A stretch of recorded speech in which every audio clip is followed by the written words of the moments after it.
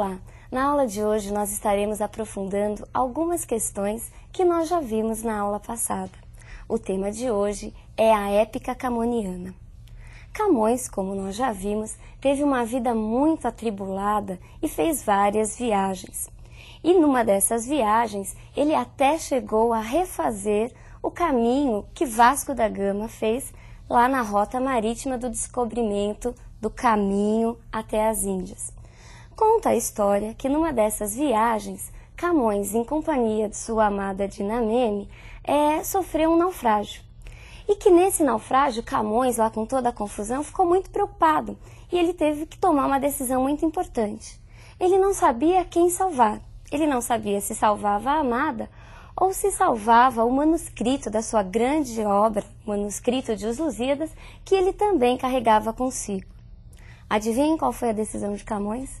O manuscrito, ele realmente sobreviveu e deu origem à obra.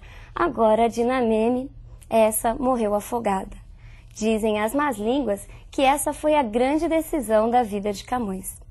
Brincadeirinhas à parte, a obra Os Lusíadas foi publicada em 1572 e é considerada o maior poema épico de todos os tempos, o maior poema épico da literatura portuguesa. Não só pela sua extensão, mas também pelo seu imenso valor literário e histórico. E por que extensão? Muitos alunos até tremem de medo quando ouvem falar de Os Lusíadas. Por quê? Porque a obra é uma obra extensa. Ela apresenta mais de 8.000 versos dispostos em 10 cantos, que por sua vez são divididos em oitavas. Esses versos, esses mais de 8.000 versos, eles são versos decassílabos. E nós já vimos que verso decassílabo era aquele verso composto por 10 sílabas poéticas e a oitava, por sua vez, era aquela forma, aquela produção fixa composta por estrofes de 8 versos. Mas o que é uma épica? O que é um poema, uma epopeia? A épica, a epopeia, é um grande poema narrativo. A epopeia vai contar a história dos grandes heróis e dos grandes feitos de um povo. A linguagem da epopeia é uma linguagem formal, é uma linguagem rebuscada, que emprega sempre palavras, ou em sua grande parte palavras e vocábulos difíceis de compreender. É por isso que muitos alunos também fogem da sua leitura. Mas é muito difícil, eu não vou entender nada. Eu espero que a partir da aula de hoje, a extensão e essa leitura, essas palavras rebuscadas, não sejam empecilhos para a sua leitura, para que você também possa descobrir o prazer de ler Os Lusíadas. Assim como toda a epopeia da Antiguidade Clássica, Os Lusíadas também se divide. Vejamos qual é a divisão básica de uma epopeia. Nós temos a proposição, quando o poeta apresenta, faz uma síntese do assunto que vai ser tratado. A invocação, quando ele pede auxílio, quando ele pede inspiração aos deuses e às musas. A dedicatória, em que ele oferece a sua obra a uma pessoa muito importante na época. A narração, que é a história propriamente dita. E o epílogo, o final, é o desfecho, é o fechamento de toda aquela longa narração. Em Os Lusíadas nós encontramos todas essas partes, e essas partes muito bem trabalhadas. Vejamos agora a primeira capa, a capa da primeira edição de Os Lusíadas. Por que será que Camões chamou o seu livro de Os Lusíadas e não O Lusíada ou ainda A História de Vasco da Gama? A palavra Lusíadas significa lusitano e lusitano, por sua vez, significa luso, vem da palavra luso. E quem foi Luso? Segundo a história, Luso foi o primeiro português. Essa questão do herói, por que o nome Os Lusíadas, volta e meia aparece nos grandes vestibulares. Volta e meia o aluno é questionado: quem é a personagem central da obra Os Lusíadas? Muitos, numa leitura superficial, acabam errando, pois afirmam que o herói é o próprio Vasco da Gama. Mas, numa leitura mais atenta e partindo do próprio título, nós já percebemos que o herói de Os Lusíadas é um herói coletivo. O herói é todo o povo, toda a nação portuguesa. E isso é de fundamental importância. Vasco da Gama, com certeza, é uma personagem importante. Ele realmente é um digno representante de Portugal. Mas quem é o herói é o próprio povo português. E isso nós temos confirmado logo no início do texto. Lá nos primeiros versos da proposição, a gente tem essa resposta. Passemos então à primeira estrofe de Os Lusíadas. As armas e os barões assinalados, que da ocidental praia lusitana, por mares nunca dantes navegados, passaram ainda além da Taprobana, em perigos e guerras esforçados, mais do que prometia a força humana, e entre gente remota edificaram novo reino que tanto sublimaram. Nesses primeiros versos, Camões nos mostra o assunto. Qual é o tema de Os Lusíadas? Ele fala das armas e dos barões assinalados. As armas, o exército, e os barões assinalados, quem são? Os grandes portugueses, as célebres personalidades da história da época. Taprobana era o nome de uma ilha localizada no Oceano Índico, mais tarde chamada de Ceilão, atual Sri Lanka. Ir além dessa ilha significa mostrar a superioridade náutica do povo português.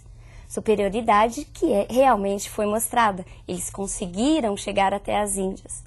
Os versos finais falam e comprovam que os portugueses realmente conseguiram edificar um novo reino em território oriental.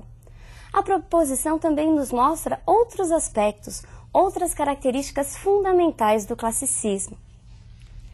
Veja se você é capaz de identificá-los nas próximas estrofes.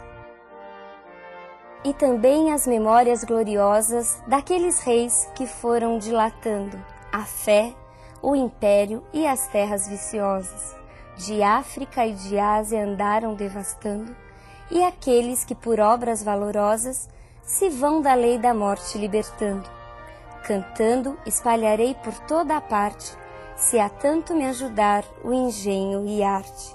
Cessem do sábio grego e do troiano as navegações grandes que fizeram, cálice de Alexandre e de Trajano, a fama das vitórias que tiveram, que eu canto o peito ilustre lusitano, a quem Netuno e Marte obedeceram, cesse tudo o que a musa antiga canta, que outro valor mais alto se alevanta. E então, conseguiu identificar quais são essas características do classicismo? Vamos conferir. Antropocentrismo, nacionalismo, fusionismo e linguagem rebuscada. O antropocentrismo, como nós já estamos vendo ao longo das outras aulas, é o quê? É o homem como centro de todas as coisas. Camões fala de um homem de carne e osso. Ele fala do português que consegue vencer os empecilhos, os problemas naturais e até as próprias imposições divinas. Vejamos a próxima característica. O nacionalismo. Ao longo de toda a obra, nós temos sempre Camões exaltando o povo português. São os reis, são os grandes feitos, são as grandes passagens, até as musas são nacionalizadas por Camões. Ele cria musas, as quais invocará mais tarde. Ele fala das Tágides. Vejamos a próxima característica. Fusionismo. A palavra fusionismo vem de fusão e significa o quê?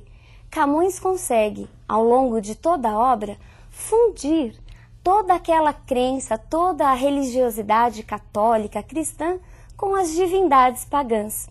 Ao mesmo tempo em que o homem português se lança ao mar, tentando difundir a fé católica, o cristianismo, Camões coloca personagens como Baco, Netuno, Marte, que ao longo de toda a obra aparecem meio que tentando interferir aí na viagem dos portugueses. Vejamos a próxima característica. A linguagem rebuscada. Essa linguagem rebuscada é marcada muitas vezes pelo uso do hipérbato, a figura de linguagem que consiste na inversão da ordem direta da frase. Muitas vezes, o sujeito aparece depois do predicado, o que torna a compreensão um pouco mais complexa. E na invocação? A quem o poeta invoca? Camões invoca as Tágides, as ninfas do rio Tejo, importante rio de Portugal. Vejamos o que acontece na dedicatória. A quem Camões dedica sua obra? A Dom Sebastião, o então rei de Portugal, que de alguma maneira sempre protegeu o nosso querido Camões. Agora nós iremos ver qual foi a rota que Vasco da Gama fez até chegar às Índias.